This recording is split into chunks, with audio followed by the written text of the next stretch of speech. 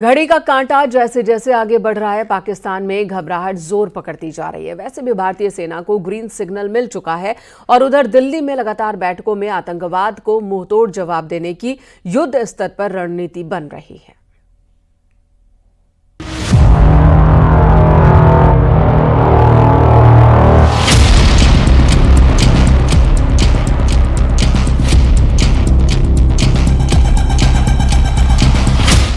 पहलगाम हमले के बाद भारत आतंक के खिलाफ निर्णायक कार्रवाई की तैयारी में जुट गया है। दिल्ली में बैठकों का जो सिलसिला है उसने साफ कर दिया है कि अब भारत रुकने वाला नहीं है। ये सिर्फ कागजों पर रणनीति बनाने की कवायद नहीं, बल्कि एक्शन मोड में आई सरकार और सेना की तैयारी का साफ संकेत है।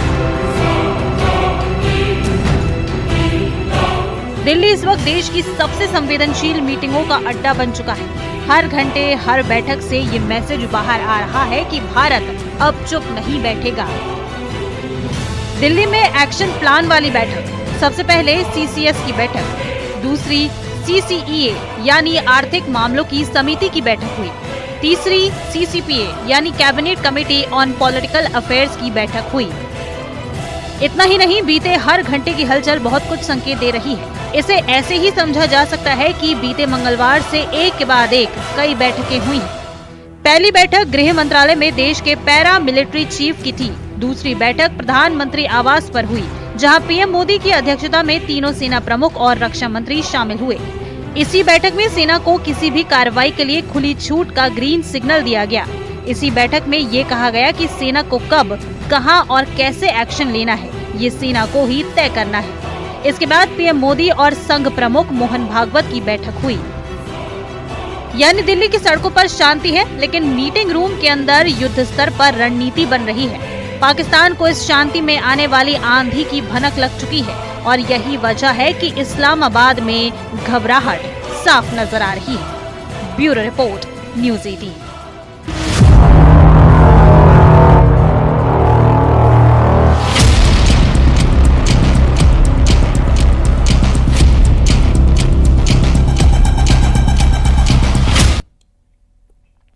पाकिस्तान के संसद में समाजवादी पार्टी के अध्यक्ष अखिलेश यादव और आम आदमी पार्टी के नेताओं की भी तारीफ हुई है।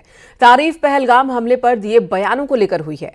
पाकिस्तान ने विपक्षी नेताओं के बयानों को अपना हथियार बनाया। ऐसे में सवाल ये कि क्या विपक्ष सेल्फ गोल करने में जुटा है?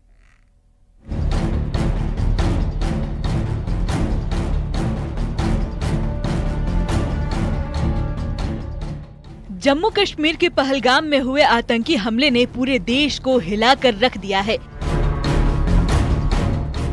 लेकिन विपक्ष के नेताओं के बयान का इस्तेमाल पाकिस्तान अपनी आतंकी साजिश को छिपाने में इस्तेमाल कर रहा है।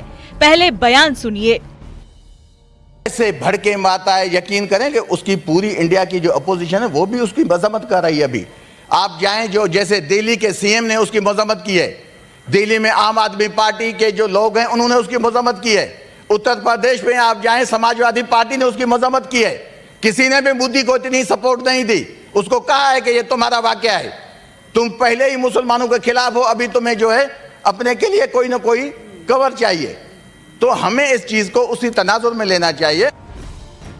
सुना आपने कैसे पाकिस्तानी सांसद समाजवादी पार्टी के अध्यक्ष अखिलेश यादव और आम आदमी पार्टी के अरविंद केजरीवाल की तारीफ कर रहा है और विपक्ष के नेताओं के बयान को भारत विरोधी हथियार के तौर पर इस्तेमाल कर रहा है। इस तारीफ ने भारत में सियासी घमासान मचा दिया है। कांग्रेस के लोग और कांग्रेस के साथी पार्टियों के लोग जो इस प्रकार का बयान दे रहे हैं, मैं तो आज एक प्रस्ताव रख रहा हूं। ये अपने आप को कहते हैं कि हम इंडी अलायंस वाले हैं। ये इंडी अलायंस वाले नहीं हैं, ये रावलपिंडी अलायंस है। This is not India alliance, this is Rawalpindi alliance. और आज से हम भारतवर्ष में, आज से हम भारत में इन कांग्रेस को और कांग्रेस के घटक दलों के नेताओं को एक बात स्पष्ट कर दे कि आपको आज से हम इंडिया अलायंस नहीं बुलाएंगे। आज से आपका नामांकन हुआ पिंडी अलायंस। पिंडी मतलब रावलपिंडी से पिंडी। पहलगाम हमले के बाद एक और भारत ने सिंधु जल समझौता रद्द करने और वाघा बॉर्डर बंद करने जैसे कड़े कदम उठाए हैं, लेकिन पाकिस्तानी संसद में भारतीय विपक्ष की तारीफ ने सवाल खड़े कर दिए हैं कि क्या विपक्ष के बयान पाकिस्तान के लिए हथियार बन रहे हैं। Bureau report, news 18।